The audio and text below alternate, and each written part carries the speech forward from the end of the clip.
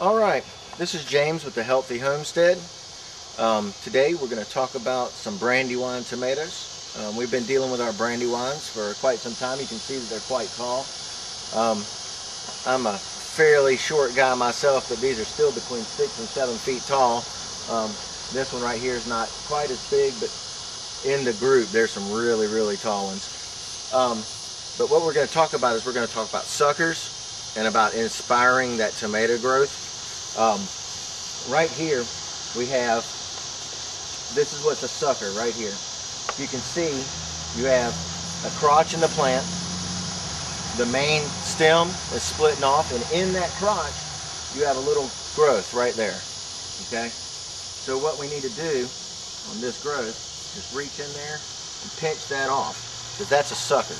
Okay, and that's going to take nutrients and minerals and all the things that your tomatoes need to grow, and that's going to suck them away and go to that. So that's why they're called suckers. Also, what you have is you're going to have off of your main stalk some leafy greens and stuff that grow off of this. You can see we have some flowers that are starting to grow here, and some flowers that are starting to grow up at the top on this one. So what we want to do is we want to pinch this shoot off of the main growth off, and that's going to stop it from just producing more and more leaves, because they'll produce leaves until, they're just going to be huge and bushy.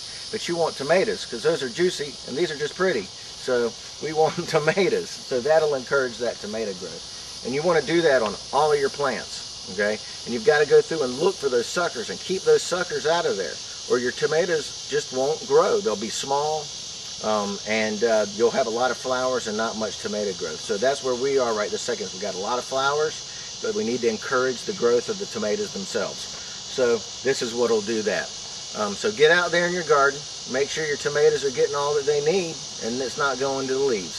So get out there and grow something and eat it up. James Healthy Homestead. Thank you.